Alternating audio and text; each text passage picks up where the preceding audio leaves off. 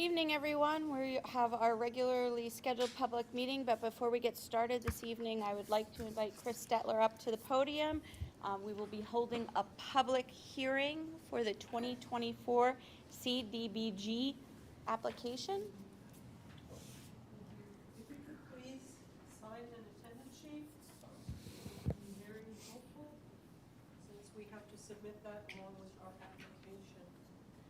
This is the second of two public hearings for the 2024 Community Development Block Grant Program. The borough is eligible for $150,366 in CDBG funds. These are federal funds that come through the state of Pennsylvania, the Department of Community and Economic Development. The purpose of this meeting is to describe how we propose to use the money and to request any public comments or questions on it. The funds will be broken into two parts. Administration, we're going to use $22,000 for administration, which is 14.7% of the overall entitlement amount. They allow us to use 18%, but we found that a lower percentage seems to work okay and leave us with more money for activities. We're going to use the remainder of the funds, $128,366 for housing rehabilitation. That's single-family owner-occupied rehab. There are two parts to that. There's delivery services and then there's construction. We have found that delivery services include intake, income determination, inspections, both preliminary and progress inspections, bidding and contracting, and environmental testing. We are required to test all properties for radon and lead-based paint. We looked at the last 11 properties we completed and found that our average cost for delivery is $1,500. And with the funds available, we're going to use $6,000 to $7,000 for that, which will let us process about four or five applicants. Average cost of construction has been high, but it is over the last 11 properties, it's $40,900, and that's with eliminating at least one that was a very high cost. And this will allow us to do at least 3 properties. Now, it could be more than that because we are doing properties who might have received rehab services 10 or 15, 20 years ago. So the costs tend to be lower in those properties. So we may be able to do more than the 3 properties we're anticipating, but we're going to go with 3 properties for the purposes of the state. Right now, we have a very short waiting list. We have about 7 people on the waiting list. And we have funds for at least 3 of them. So we are we have other funding sources that we've applied for. We've applied for home funds, and that would be $250,000, which would see us through everything we could possibly have in the next couple of years. But we have no indication if that's going to be approved or not. Apparently, the state has run out of the money that they had some extra home money from people returning funds. Well, they're out of that now, so the grants are becoming much more competitive. They're not only looking at what you do, how many you do, and whether you get your reports in on time, but the whole package. We've had some questions about the application, which we've answered, but we still don't have any idea of when we might hear about that. So with that said, if anyone has any comments or questions on how we're proposing to use the money, please ask them now. I'll do my best to answer them. Oh, you're also smart. We will be accepting written comments on the use of the funds. The basic application is done, and I can print it out if anyone has to see it. And we will accept written comments through September 30th. You can send them to me at Borough of Conshohocken, 400 Fayette Street, Suite 200, Conshohocken, PA, or cstetler@conshohockenpa.gov. And again, I will do my best to answer you. Council will be asked to approve a resolution authorizing the submission of the application and the community development plan, which sets out the areas of need in the community in 4 different areas, and that has to also be approved by council along with the authorization for the application. You'll be asked to consider that resolution on the 16th of October, and applications are due on the 1st of November. Thank you very much.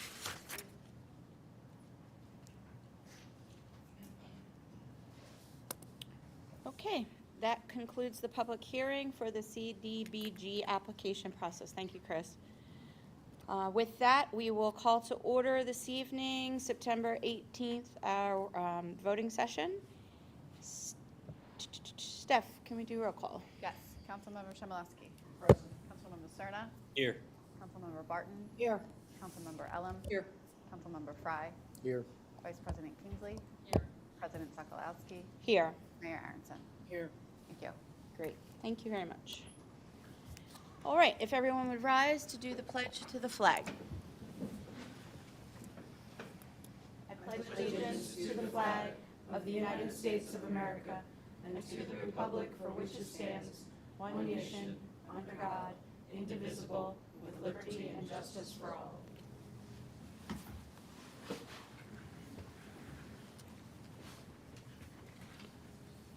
Okay, I have no specific announcements from the president today. So we will next move into public comment for agenda items. Does anyone have any public comment related to our agenda items this evening? Okay, hearing no public comment, we will move right into our presentation phase of this evening. First up for presentations is a proclamation celebrating Hispanic Heritage Month, and I would invite Kathleen Kingsley, our Council Vice President, to the podium to present, and Jackie Rocco, if you wouldn't mind coming up to the podium with Kathleen.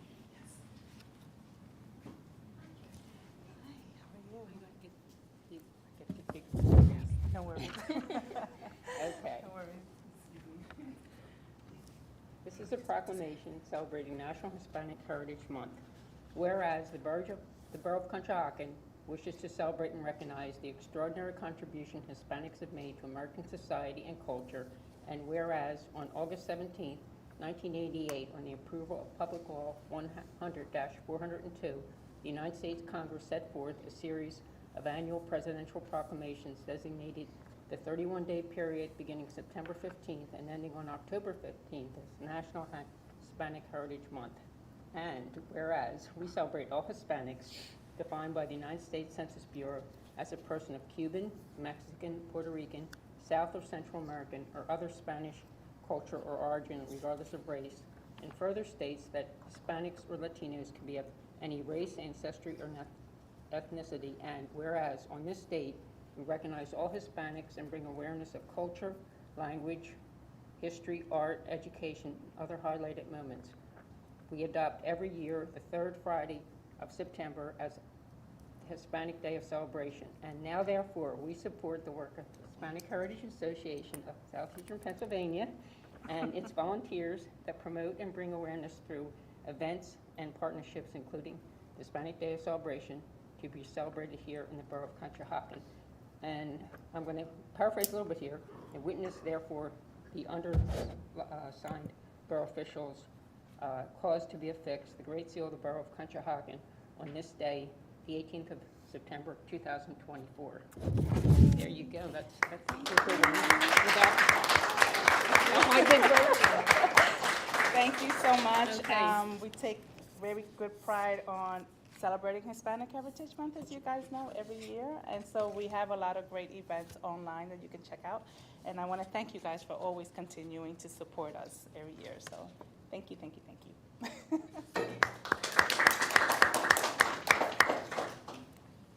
Thanks, Jackie.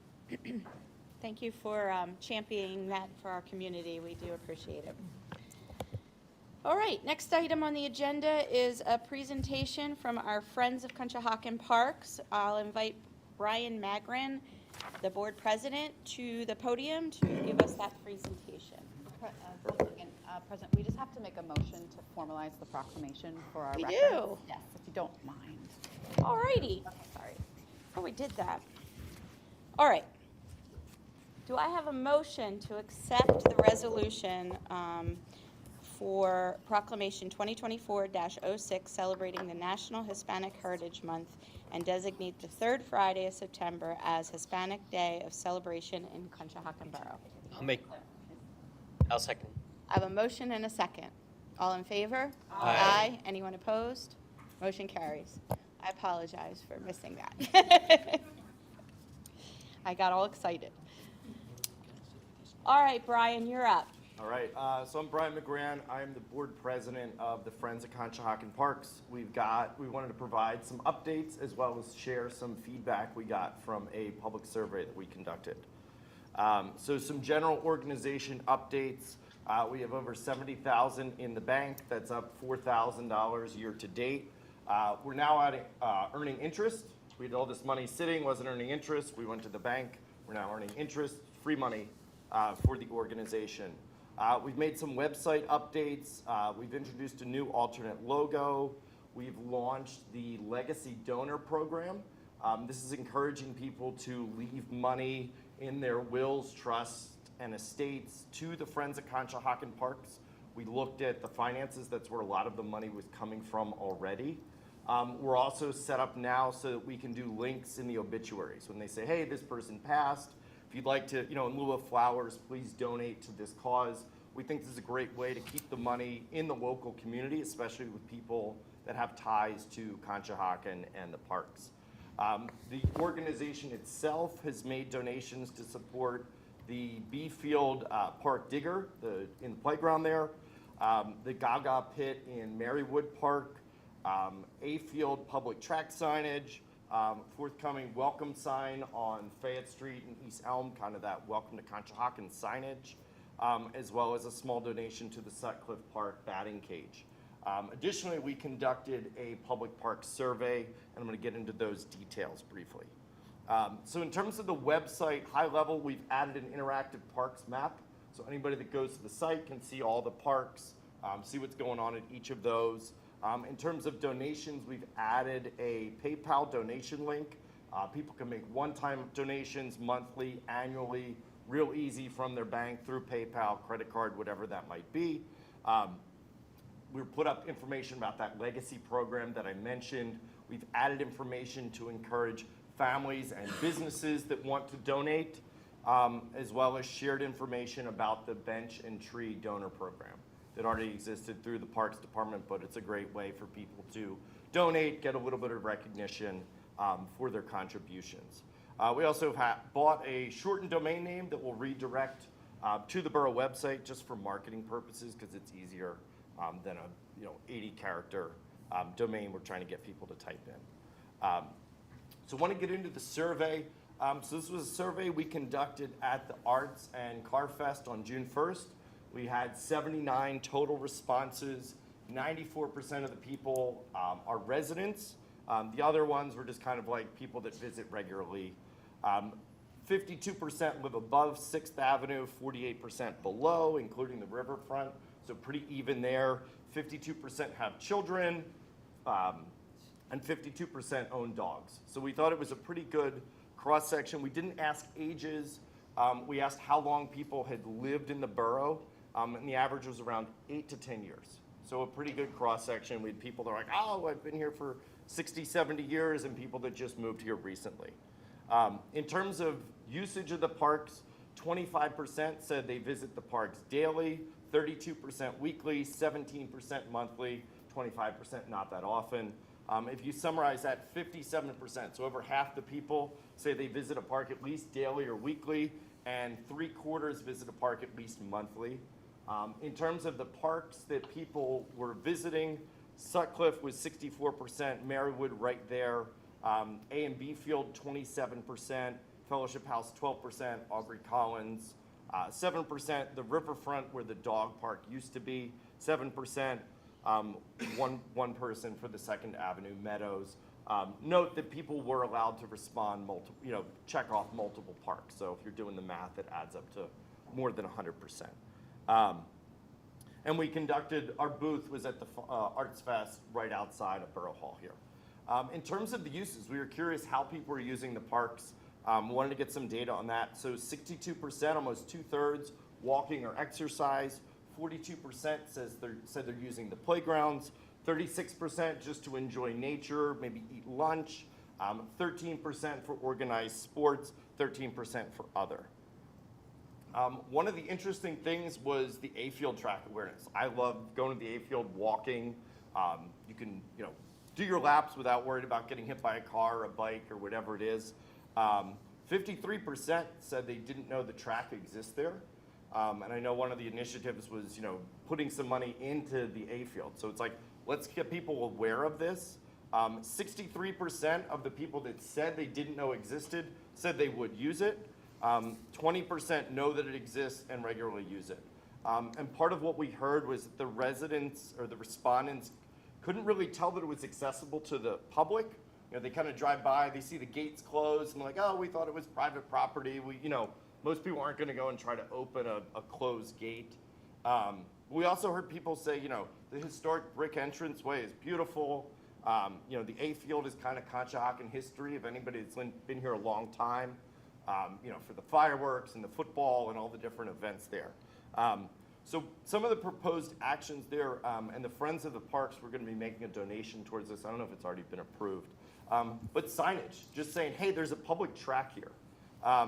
Put signage on Fayette Street from both directions. Put signage on, East 11th Avenue, pointing people there, and then kind of pointing people to the entranceway, just so that they know that they're there and can start using it. We have an article that was published in the most recent Borough newsletter. One of the suggestions was that the gate should remain physically opened when it's unlocked, so people don't have to go up and try it. They can kind of see it. Also consider expanding the dates and hours that they're unlocked. Another suggestion we got from the public was putting some fitness equipment in the A field within the enclosed area by the track to kind of round out the fitness. People weren't kind of looking for anything crazy, but the idea of, pull-up bars, monkey bars, some body weight exercises that they could be doing to kind of round out that exercise would be complementary to the track and could utilize some of the open space that's already in the corners of the enclosed area. Another topic that comes up a lot to us is asking about dogs in the park. So we included that on the survey. 90% of the respondents support at least some dog access in the parks. 63% said they support general dog access with rules. A third of the people said they'd want a freestanding dog park. 11% said we'd like to have, kind of smaller dog runs in each park. 52% of the people we talked to were dog owners. So what's interesting is, the number of people that support at least some sort of access, even on leashes, is higher than just the people that own the dogs. And there were some concerns raised about cleanup, making sure that small children were safe, that were playing on the playgrounds from the dogs. So that was what we got there in terms of the data. I'm going to pause briefly. I know we've covered a lot so far. We're about halfway through. Any questions up to this point? All right. One of the other things we heard was more shade trees. I know that the borough's doing a great job in terms of adding the pocket parks, putting benches into the parks. There's demand or interest for more benches and picnic tables around the walking paths. One of the other areas we heard was Sutcliffe Park. If you go there, for a Little League game, every family's there, carrying out their chairs, those types of things. So the idea of being able to put more benches around those, the ball fields, and then being strategic about where we put the trees. One of the other things we want to be mindful of too is trying to plant native species. These are going to be more resilient to the climate here. They're going to be more resilient to pests. And we're willing to work with the EAC and the Parks Department on placement of future trees, of trying to be strategic of hey, this is going to be at Sutcliffe Park, by the baseball field. Most of the people are going to be there afternoon, late evening. Let's strategically plant the trees, adjacent to the benches so they're providing shade, in addition to the other benefits of the trees. We also heard some requests for more benches, picnic tables, and pavilions along the river, in Marywood Park. I mentioned Sutcliffe by the ball fields. And we do have a bench donation program that already exists through the Parks Department. So we're just trying to help, raise some awareness around that. Finally, we asked about pickleball. I'm not sure if it's a short-term craze or a long-term trend. 80% of the people we asked said they play or would play. Only 17% said they currently play. But 2/3 of the people, 63%, said they would play if there were pickleball options in the borough somewhere. I know they do have it indoors at the Fellowship House. That may be something that we, promote a little bit more to get a little bit more usage of that facility. But there also was some demand for outdoor courts as well. So that concludes my presentation. Any questions? Yeah, I have one. The survey is great. I mean, it's a small sample size, right? Was there any thought as to, because a lot of the problem we have is getting respondents to actually jump into the survey. How did you go about capturing those people to actually come up and do it? And was there any thought on how you can expand that further so that you can get more people engaged in actually giving their opinion? Because that's valuable stuff. Yeah. And the more that people do it. Was there any thought with that? Right, so we did it, so putting back, my degree is actually in accounting. I started out in auditing. So actually 60 respondents is a statistically valid sample size. Now we conducted it at the Arts Fest. So we were literally just me and a couple of the other board members were literally out there with clipboards. We were giving away freeze pops to people that were willing to complete the survey. Some kind of thought we were trying to sell them something. We were really just like, hey, give your feedback. And if people didn't really have ties to the borough, we said, it's okay, no big deal. So that's how we did it. We're open to doing, another one if there's specific areas that you wanted to kind of explore in terms of what people want. We could also do kind of a digital version too, potentially. But it was easiest literally, a lot of times people say, oh yeah, I'll get to it, I'll do this and that. But I think just literally putting the piece of paper in front of them, handing them a pen and offering them a freeze pop did got a pretty good cross section of people. I absolutely agree with the A-field. As someone who uses it regularly, you feel a little trespasser-ish sometimes with the way the gate is in the front, specifically in the front, because that left side is sometimes open, but everything else is like kind of shut off, and you're almost like pulling it, kind of sneaking through. So yeah, that's 100%. That's definitely spot on. And I think it'd be a great way to people want to exercise, just get out there. I mean, I've seen people taking conference calls, literally while they're out there, and you're like, why not? But let's make more people aware of it. Let's get more people out there, and that's where the signage would come in, and opening the gates, those types of things. Thanks. Is that a question? Yeah, regarding Second Avenue and Haynes, Yeah. have you thought of any ways of getting people or even updating Haynes to those two little parks? Yeah, I mean, I think part of it was the people that use those parks are, live more in that area. Right. So nobody's really traveling. Obviously, Marywood and Sutcliffe are a little more centrally located.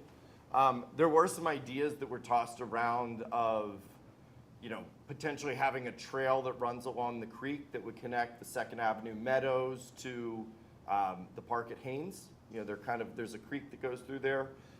That would also be something where if we did a trail and there was a legal way for people to bring their dogs in the park, that could be a great way for people to use it. I think we see in the borough, and we've talked to people, and kind of what we heard was people are well, a central dog park is great. That's more of your Saturday, morning activity. But most people are hey, I need to take the dog out before work, after work, on my lunch break, those things, where they're not necessarily going to get in the car and drive. They want to kind of be able to go to their closest park. And I think if you look at a map of the borough, I think everyone's within 4 blocks of one of the parks, which is, a 15-minute dog walk, to get there, let them sniff around and come back. And one of the things with that would be kind of the cleanup, if they were to do that, it would be, making sure there's trash cans for the dog waste, making sure there's the little bags, potentially fencing off the playground areas themselves. We heard that as a suggestion too, kind of keep the kids in, keep the dogs out, which kind of won over a lot of the parents were supportive of. But obviously those are, your decisions to be made. Sure. We talk about putting up trees all through the park. Yeah. Who's going to maintain trees? Because trees become a mess. Every storm, branches come down. Sure. Every fall, the leaves fall. Right. So is that something that the borough is going to have to take care of, or is that just going to be left? I mean, I know, 'cause I have a lot of trees on my property. Yeah. And it becomes a lot of work. Right. So Well- now, so if we're gonna have to put more trees up, is there some kind of tree that is not acceptable to more work for the borough or someone else? Yeah, I mean, I think there can be some thought put into that. You know, I think there may be, say, you know, pine trees in certain areas that you're not gonna get the leaves that drop. You know, I know that the borough has, you know, you see the state of the parks. I mean, we've got really good staff that are out there working them and maintaining them. They're using commercial equipment, so a lot of the leaves are honestly just like, they're running them over with the commercial mower and it's shredding them, and putting compost back in the soil. Obviously, there's some upkeep that goes with it, and you kind of see that on Fayette Street, where the borough's taken different tree planting initiatives over the years.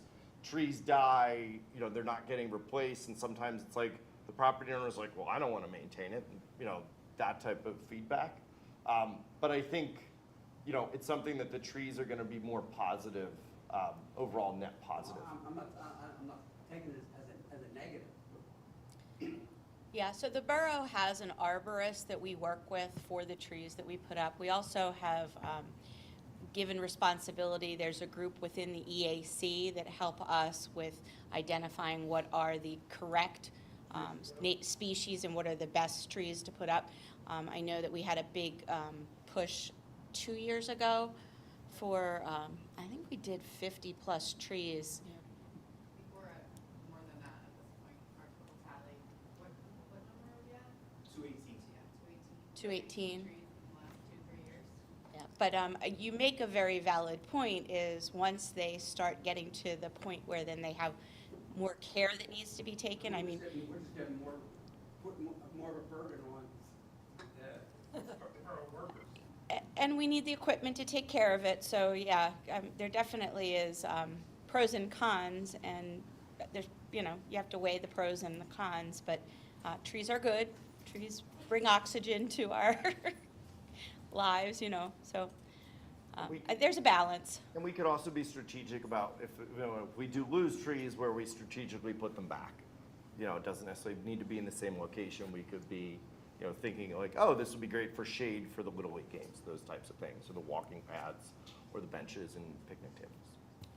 Brian, what are some of the goals that Friends of Conshohocken Park have set for 2024, 2025 as you move forward? So, I mean, we're trying to increase, you know, the general community engagement with the parks. You know, that's kind of a high level of, you know, some of the initiatives we talked about with the signage and, you know, making people aware. Trying to build the donations I talked about into people's estates and, you know, wills, and having people leave, you know, gifts to the park in their name. And then we kind of want to be able to align with council on, you know, what are the bigger objectives of where we can kind of rally the people behind saying, hey, we're raising donations for this specific project. You know, and I know it's been done in the past where there was money raised for the dog park. I mean, you've seen what the Little League's doing with the Sutcliffe batting cages, kind of finding a project or projects that we can really rally the community, and then also reach out to, you know, the businesses that are here and say, hey, look, you know, we've got opportunities. You look at Miles Park, and like Quaker Chemical sponsored the basketball court back in the 1960s. And it was like, this is a great way to like donate to the community something that's used every day. So once we kind of have some of those objectives coming, you know, from your direction too, being able to kind of align that with, you know, here's what you're donating towards. It's not just kind of a nebulous donation. Thank you. Anyone Other else? questions? All right. Well, thank you for your time and good questions. Brian, can I appreciate just say, so Brian took over at a really weird time for the committee where I think only Marissa is the only holdover from just post-COVID. So, so Brian, so thank you. Really, the committee's been built up. I think a lot of new ideas that you saw in the presentation tonight are from members under his leadership. There's really a lot of energy and excitement, and I think we'll kind of see that play out over the next year. it. Well, thank you for your time. Thank you, Appreciate it. Brian. Sure. Thank you.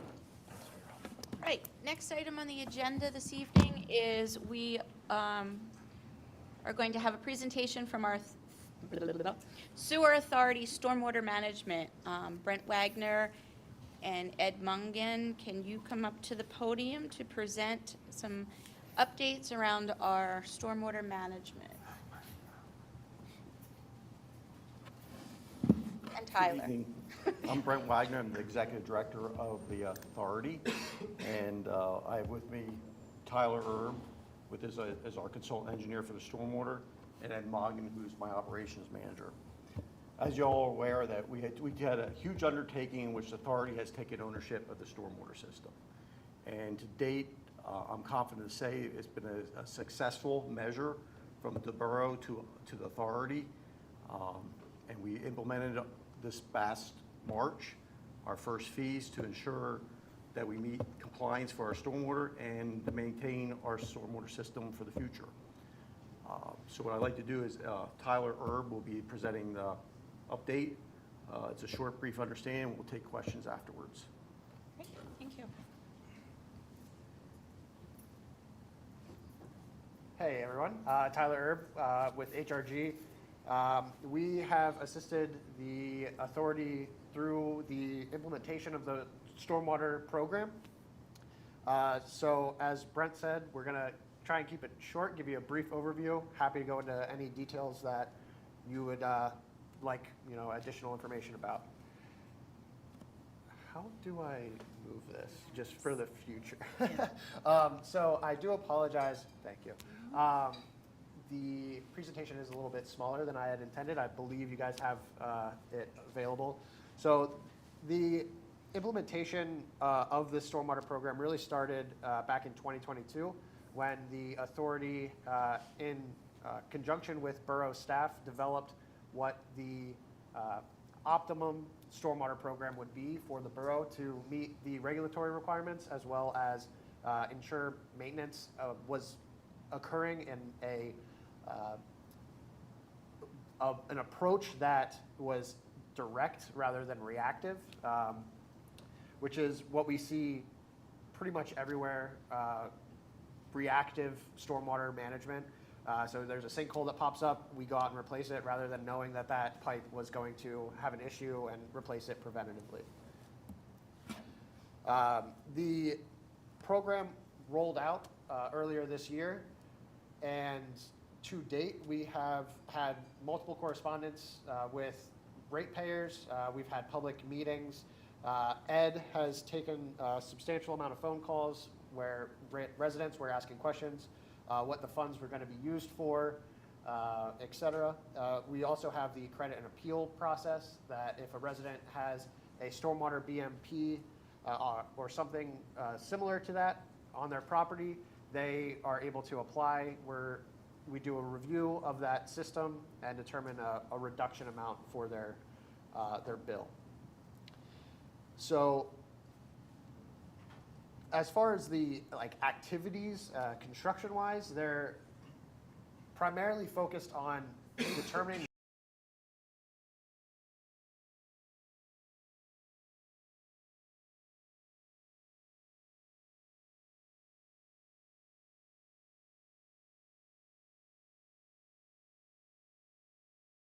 comes to repairs.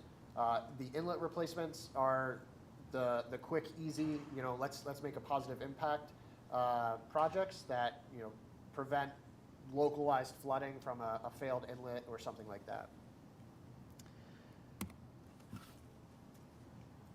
Sorry, I'm confused. I keep trying to go to the next slide and forgetting that there's two up there. The financial situation for the authority, as far as the stormwater program goes, there have been 7,820 bills generated, and this is as of September 6th, so that might be slightly different now. We have payment of 6,011 of those bills. 1,809 are delinquent, so the expected revenue is just shy of 300,000. We are sitting at a little over 260,000, so we have a difference or a delinquent dollar amount of around 32,000, which is slightly higher than we anticipated in our budgeting practices. We anticipated around 7% delinquent based on what we saw with the sanitary delinquencies. That's actually sitting around 11%. That's not unexpected for a new program, though, so it's not anything that's super alarming. Some people might not understand what the bill is, you know, be on vacation, et cetera. So as far as what we plan to do over the coming years is continued inspection of the system. So we are anticipating a quick assessment, and what that means is essentially simplified inspection where you don't actually have a camera go the length of a pipe, but you take a pole camera, stick it down, get a quick snapshot, gives you an idea of how the system is functioning and the condition of it without the excessive cost of televising. From that, then we will develop the priority projects, which will be, like I was talking about earlier, the largest bang for the buck projects, the areas of most need that, you know, pipes and infrastructure is in the worst condition. We anticipate the design of that project starting next year, and depending on the type of project, you know, have construction occur for a large-scale project. And then we'll continue to maintain the inlets and stormwater pipes as necessary and avoiding any failures wherever possible. So that's the quick and dirty summary of it. I'm happy to answer any questions. Where does MS4 play into this? So we know that we've got one MS4 project going on right now over at Sutcliffe Park. Sure. Where and what is that looking like for the future? Yeah, so the future of MS4 is a little foggy right now. There was an extension granted for an indefinite period of time for the current permit that the borough holds. The next permit, I anticipate will have some additional details within the year. I've been wrong before, though, and it is DEP, so I can't guarantee anything. But we are anticipating additional projects being required for pollutant reduction. I didn't go into it because we don't know what those projects are going to be yet, but we do have funding set aside for design and construction of those required projects. And the project at Sutcliffe Park is being funded through, at least in part, through this program. And then for some of the work that has to be done related to replacing inlets and repairing inlets, are there grants and other funding opportunities out there that we can explore to help support some of this? Yeah, so the world of grants is very, very competitive. So for smaller scale, truly infrastructure related projects, there aren't a lot of grant opportunities. But when we look at what the next MS4 PRP projects will be required to implement, we can potentially offset some costs depending on, you know, what type of project we are able to put in the ground. Tyler, just quick question. 7,820 bills generated, just on the financials, 1,809 are delinquent.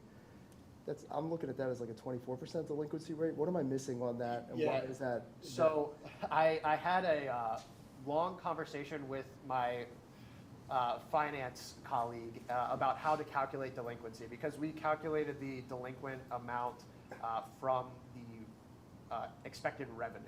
So we did an adjustment on our rates based on that delinquency amount, and to keep it apples to apples, we did the 7% comes from the dollar difference. So at 260 of 260,000 was brought in. We expected 293,000. Gotcha. So you're calculating off of the dollar amount. Yeah. And then the difference, the 32,531 out of those 1,809 delinquent, it's like that average is like $17. And then the paid are like 43. Is there a reason why that average is lower? Is it smaller bills that are not being paid? Is that? I'm sorry, the 43 threw me off. So when if you look at the actual revenue that came in versus paid, 6,011 bills is about $43 a bill on average. The difference on the delinquent bills is much lower. It's like $17. Is that explainable, or is that just maybe the bills are the smaller ones that are not Yeah. paid or bypassed? To be honest, I'm not super familiar with what properties are delinquent. That would be a question that the authority would be able to answer. I don't know if you have any What we idea. could do is, I could do a further analysis, but there's a big variation in rates based upon, homeowners plus a business. Yeah. So the statistics, like any statistics, is very difficult on how we're gonna present these facts, but we anticipated a 5% delinquency. That's what the game plan was. But we're in a unique situation where I call it a mini recession, and we're seeing an uptick in our delinquencies, which is directly correlated not on the storm, but with they're dealing with also with the sewer end of it as well. Sure. Okay. No, thanks for answering that. I appreciate it. Can you tell me more about the efforts that were made to correspond with ratepayers about credits and appeal applications? Do you want me to take it? Yeah, so we had public presentations where the public was invited to come out and learn about the program. And as part of that, we explained the credit policy and appeal process. In addition to that, there has been information posted on the website. I forget the event that we were at. There was an event that we went to and had materials there. That was the one at the EAC Green Community Fest, Center. yes. Oh, okay, Green yeah. Fest. Yeah, so we had Greenfest. a stand at Greenfest in coordination with the sanitary side, where we had information available. Thank you. Yeah. Tyler, you may have answered this in your permit discussion, but when you say replacing the system, like, are we talking about like replacing the system? The intent is to repair as much as possible because of cost. Yeah. At some point, the entire system will need to be replaced, but the objective is to repair where feasible, do things like lining the pipes, replace a section rather than the entire length, that kind of thing. And that potential replacement could start being designed in 2025? Yeah, so the intent is to have a large scale where we're replacing or repairing multiple streets in a certain area, and the anticipated time frame for that really depends on how our data comes back and how we prioritize. But I would expect that we could see construction at some point, mid to late 2025. Okay, thank you. Yeah. So mine is more of a comment than a question. So Councilman Fry asked a great question, and I'm going to go back to this, how you're displaying this financial status data. I'd like to see it different next time. For instance, in the chart where you're showing expected revenue versus actual, and then calling this thing the delinquency rate. That delinquency rate of 11% is just the difference from what we expected versus what we're actually bringing in. Budget, yeah. Right? That, to me, doesn't make sense. So what I'm concerned with, delinquent versus paid. Now, I'm going to give the benefit of the doubt, hopefully, and say that 1,800 delinquent are maybe billings. Like, that's what I want to see. How many accounts are actually delinquent? Because then we need to do something. First, identify why, and then develop programs to help, is my thought process, right? We can't just, if it's laziness or lack of knowledge, that's one thing, and we can address that. If it's financial situation, that's another thing, and we can develop programs or do something for that. But, so just as a suggestion, next time you come up, if we could have a better, because I'm looking at this thing, and I think Councilman Fry was getting at this point, we're at a 23%, 24% non-payment rate, and that seems very high for me. Sure. Or at least to me. So yeah, like I said, more, if you have a response, that's fine, and I don't mean to put you on the spot, but I think we'd like to see something better. Brent, if you have a comment. So there's certain procedures we have to enact. Due to the fact that it's dealing with stormwaters, actually piggybacked on our sewer bill. Right. There's certain protocols we can or can't do in regards to how we address these delinquencies. So we do go, if people are not paying properly, we do have procedures to do that.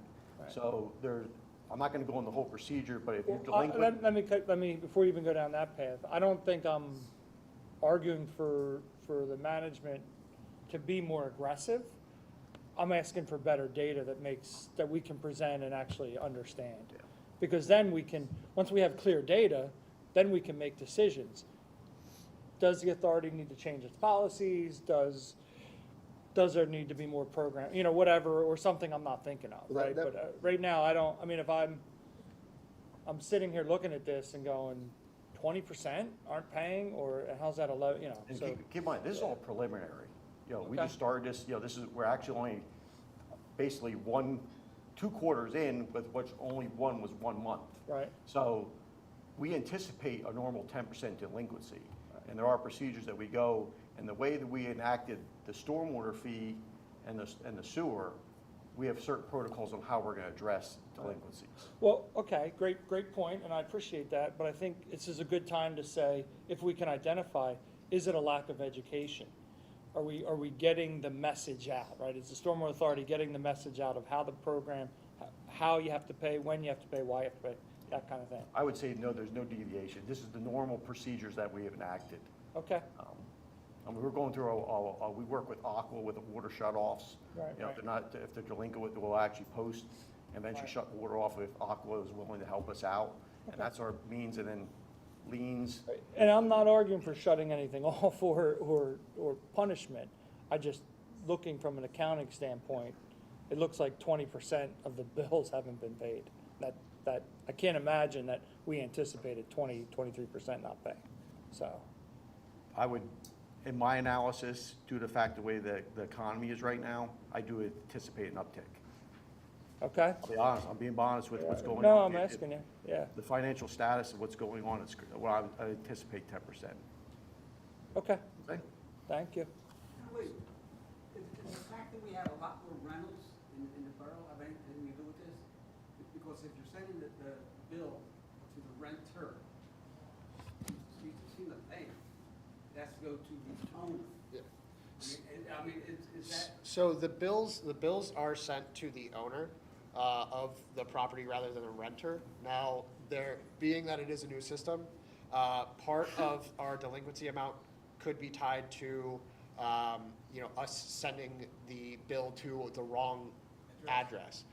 Some of it could be the financial department of a corporation is trying to figure out where this should be sent to. So, as Brent said, this is a new program, so there are, some of those hurdles that we're seeing right now that, from my experience, what we're seeing as far as a delinquency amount isn't cause for alarm yet.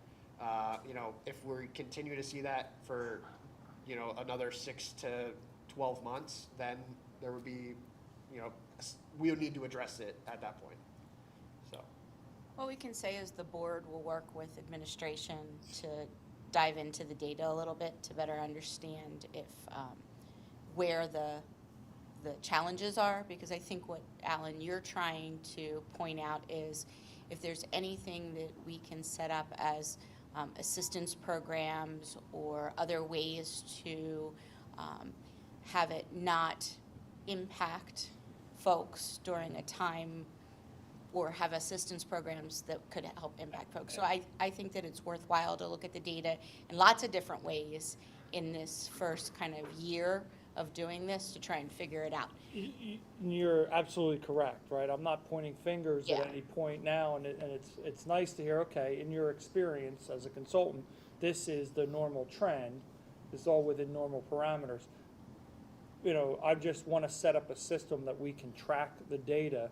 I don't want to get it a year from now and go, oh, well, we don't have comparisons, or we didn't track it well, right? So I want to have understandable data that we can track. Yeah, and one thing that I was driving at, and that's what I was kind of piggybacking on, is that dollar amount that is the difference in revenue is much, much lower on a per customer basis than the other amount. So when I see that, my mind goes to something like you're saying, is it the right address? Are we getting these to the right people? Because if that dollar amount is significantly lower, it would mean that your people who are paying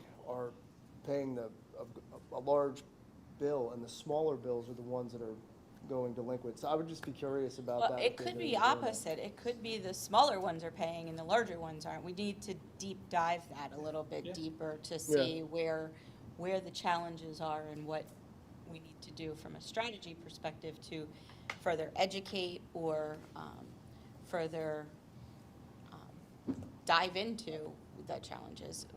And the other thing we didn't talk about. Could be one of it, right? So this is a great point about, is it getting thrown away? And, right, I understand we need time to have that work through the system.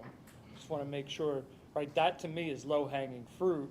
If it's going to a renter, it's thrown away and the property owner doesn't even realize. So if we can figure that out, that's great. So. Yeah, and the other thing that happened in the middle of all this is we changed our financial system at the sewer authority. So we did identify that there were some addresses in there that caused some hiccups on the sewer and bill part of it. So I'm sure that. And there's even issues, I mean, I won't say issues, but it's even some of the addresses we get from the county because of the conjunction. Right. And it's a work of progress. Okay, good. And we're moving well. Those are all better answers to me than, well, yeah, we're just not collecting the money. Yeah. And I'm not saying you were No, saying that. I but personally that's think all better. to date, I'll be honest, this has been very successful. Okay. It was a big undertaking. If you saw, it started in 2022. And where we are today, working with the borough, providing all rules and regulations, all the asset changes, and where we're headed. And it's a good progress. And the key is obviously maintaining the system. Don't get me wrong, I mean, this is a different conversation. Things are getting done. I see it around town, and I think that's going well. I just want to make sure people pay what they We have owe. to make sure the revenue is there. For what it's worth, the financial slide was the slide that stuck me for the longest because we didn't have any like real data to compare it to a previous year. And I didn't love that we did the delinquency based on the dollar amount. It's just the only apples to apples for like what we expected versus where we are. So. All right, I'm making a note. Next year's presentation on better financial. Gotcha.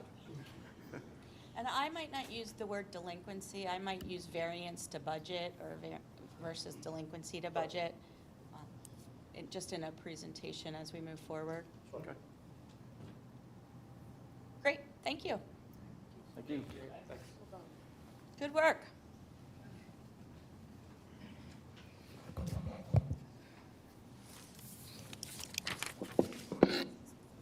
All right.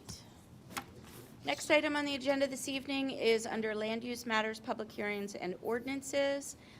First item is we will be considering authorizing advertisement of an ordinance that would be accepting the dedication and opening of a roadway in the area of 51 Washington Street Land Development Project. At this time, I will ask Mike Peters just to review the ordinance accepting the dedication for us. Yeah, we reviewed this last time. This is a very small piece of Washington Street when it was realigned. It's in the corner of the 51 Washington Street property, right before it runs into the neighboring Matson Mill property. So this would formally accept dedication and open it as a road. It's already a public road of the borough, so this is an administrative piece of it to tie up that land development project and close it out. And the only other thing I'll note, although it's not on here, one of the other things we'll do at that meeting, you'll recall that there's the opening, and that ordinance needs to be advertised, but then there's also the little roadway going into their parking garage that I discussed with you guys, so you'll see the deed of dedication on for that as well, but you don't have to do an advertisement for that. So tonight, it's just approving advertisement of the ordinance accepting dedication, and then you'll consider that ordinance at your October work session. Okay, are there any questions related to the ordinance or the information presented over the last couple weeks?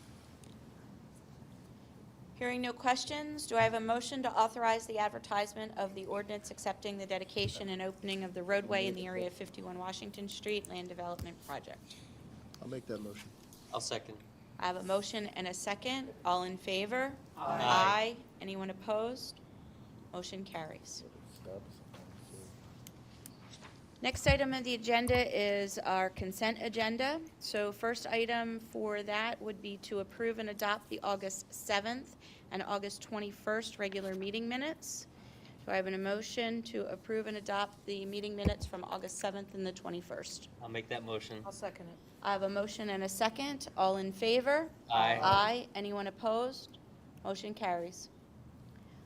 Next motion I am looking for is to approve the August ending treasurer's report and accounts payable in the amount of $5,179,100. I cannot ever get these out right. $5,179,149.51, noting that $4.1 million of that is a transfer from the general operating funds from Fulton Bank over to Truist Bank. I'll make that motion. I'll second. I have a motion and a second. All in favor? Aye. Anyone opposed? Motion carries. Next item on the agenda this evening is some unfinished business. First item would be to consider approving the borough's 2025 minimum municipal obligations, the MMO. So I am looking for a motion to approve the MMO for 2025. The first item is the police pension plan in the amount of $1,237,000 and $1,237,078. I'll make that motion. I'll second. I have a motion and a second. All in favor? Aye. Second motion would be the fire pension plan at $57,975. Looking for a motion. I'll make that motion. I'll second. I have a motion and a second. And then the third item is the non-uniform pension plan at $342,567. I'll make that motion. I'll second it. Okay, I have a motion and a second for the three items listed. All in favor? Aye. Anyone opposed? Motion carries. Next item under unfinished business would be to consider appointing an applicant to the vacancy of the Friends of Conshohocken Parks. So over the last few weeks, we did some interviews, and I am looking for a motion for Friends of Conshohocken Parks to appoint Harry Ogletree. I'll make that motion. I'll second. I have a motion and a second. All in favor? Aye. Anyone opposed? Motion carries. Next appointment would be an applicant to the vacancy on the Marywood Park Commission, and that would be to appoint Joe Pedicino to that commission. I'll make that motion. I'll second it. I have a motion and a second. All in favor? Aye. Anyone opposed? Motion carries. Next item on the agenda is to consider approving a tuition reimbursement for Detective Bond for the 2024 fall semester in the amount of $1,365 plus the cost of books. I'll make that motion. I'll second. I have a motion and a second. All in favor? Aye. Anyone opposed? Motion carries. Next item on the agenda this evening is to consider approving Resolution 2024-19, affirming the borough's commitment to fair housing. I'll make that motion. I'll second it.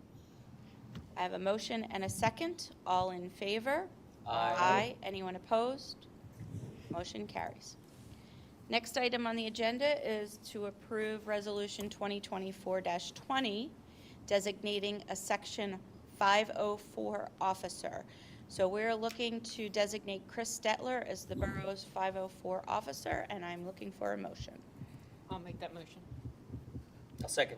I have a motion and a second. All in favor? Aye. Anyone opposed? Motion carries. Next item on the agenda would be to consider approving the 401-433 Washington Street Financial Security Escrow Release for the demolition in the amount of $314,682.50. I'll make that motion. I'll second. I have a motion and a second. All in favor? Aye. Anyone opposed?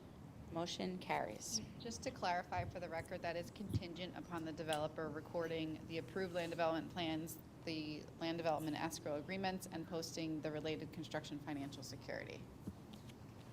Thank you, Stephanie. Okay, we all still good with that? All right. Next item on the agenda is to consider approving the 400 West Elm Street Financial Security Escrow Release Number 4 in the amount of $728,871.16. I'll make that motion. I'll second. I have a motion and a second. All in favor? Aye. Anyone opposed? Motion carries. Next item on the agenda is to consider approving the change order number 1 for the Sutcliffe Park Stormwater BPM project. So the Stormwater BPM project will result in the reduction of the contract amount by $1,940. I'll make that motion. I'll make that motion. I'll second. I have a motion and a second. All in favor? Aye. Aye. Anyone opposed? Motion carries. Next item on the agenda is to consider approving payment certificate number 2 for the Sutcliffe Park Stormwater BPM project. So I am looking for the motion to approve payment number 2 in the amount of $490,892.31, contingent upon receipt of the completed certified payrolls. I'll make that motion. I'll second. I have a motion and a second. All in favor? Aye. Anyone opposed? Motion carries. Next item on the agenda is to consider approving the zoning escrow release for 440 East 9th Avenue and 200 East 4th Avenue. So the motion to approve zoning escrow release for 440 East 9th Avenue in the amount of $229.05 plus interest, and 200 East 4th Avenue in the amount of $243.13 plus interest. I'll make that motion. I'll second. I have a motion and a second. All in favor? Aye. Anyone opposed? Motion carries. Next item on the agenda is our public comment section, so I will be looking for any public comment this evening. Nothing? No public comment. Hearing no public comment? Mr. Mayor, what do you have for us this evening? Man, it is a busy time of year in Conshohocken. All right, so we had a really beautiful 9/11 candlelight memorial. It happens every year in West Conshohocken. We had some of our folks there, and it's always nice when we can be together as a community on days like that. But I also had quite a few people, like throughout the week, tell me that they would stop at Washi's and look at the, we have a piece of one of the towers in front of Washi's, and they spend some time. So it's a reminder to residents that it's there 24/7 for anyone who wants to stop by. And thank you, as always, to West Conshohocken for organizing this memorial every year. We also had a Egyptian festival at the Cosmos Church, and as always, they actually missed last year because they were doing construction, so it was great to be back, and met up with a few of our officers, and just had a really good time interacting with their members. They're always just so friendly and welcoming, and it was great to see our residents trying some new foods and hanging out and being just as friendly and welcoming. So thank you to the church for that every year. Just because Mayor Fournier had my ear on 9/11, we do have a 5K on October 5th that I promised to advertise to the community. They're very excited about it. It actually benefits Team Foster, which is a Conshohocken nonprofit. They're right on Maple Street. So thank you to West Conchi for running that as well. And please register. You may see Mayor Aronson appearance, maybe. And then tomorrow night is Conchi Strong Bingo. We're very excited.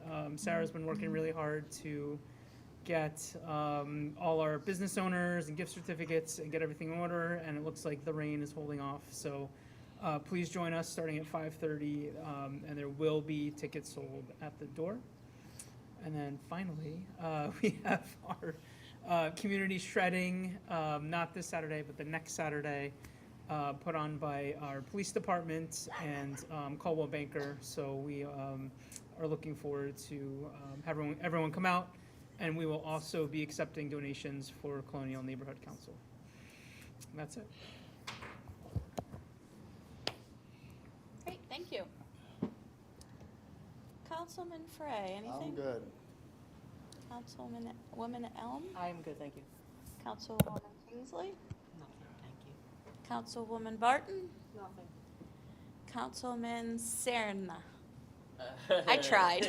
Yeah, it's nice try with the roll. Can't get it to roll. We have Fun Fest coming up this weekend. Very excited for that. Please stop by the EAC/Conshohocken Community Garden booth to learn about some cool environmental stuff. And register to vote. Go. I just want to call out, and Stephanie, you're going to have to help me a little bit here, but we had one of our employees receive recognition. She's not here this evening, but I wanted to call it out this evening because it's pretty cool. Yes. So Shauna Yes, so received. Shauna Weilisall, she was kind of the Borough Council administration put together the innovative idea on the Conshohocken cab, and the project was handed to Shauna, and she brought it to life. So she, from the nuts and bolts all the way to any revisions, coordinating with Transnet and GVF, she's taken it and she has run with the initiative, and she's kind of made it flourish and turned it into what it is. And the GVF board does a program that's called the Top 40 Transportation Design Management Individuals Under the Age of 40. And so when the board met to discuss the award and the different initiatives that are happening over southeastern Pennsylvania for TDM alternatives, Shauna's name was brought up. Ultimately, she was voted on, nominated, and is going to be a recipient of that award on September 23rd to recognize all of her efforts in bringing kind of that innovative transportation alternative to the Borough of Conshohocken and within GVF's umbrella. And GVF stands for? Well, it's just GVF. It's actually not an acronym, Okay. but GVF is a transportation alternative board that operates all over southeastern Pennsylvania. And so they have reach and relationships to all different municipalities, everything from multimodal forms of transportation to bike paths and pedestrian access, and you name it, they work on it. And they also work on legislation that would provide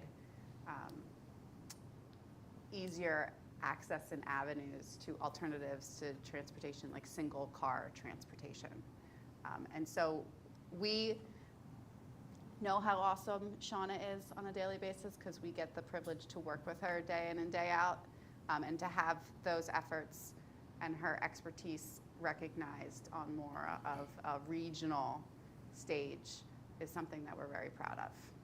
So she's not here, but we've been, we of course have to give her a hard time for about a week. So I think she's excited, and she'll be there on Monday to accept her award, and we'll make sure that we publicize her accomplishments as well throughout the borough. Wonderful. And then finally, we have our budget meeting coming up that we want to encourage folks to. Yes, so we call it our budget work session, and we do it, it's an annual meeting. It starts at 5:30 next Wednesday on the 25th. You will be hearing from myself in terms of the overarching proposed 2025 budget, and then you will also hear from every director for their specific area of operation, and then also their capital requests. And we'll work through the full capital requests to get down to a priority list, which council will consider to fund and approve moving into the 2025 fiscal year. So there's a lot of work that has been done behind the scenes.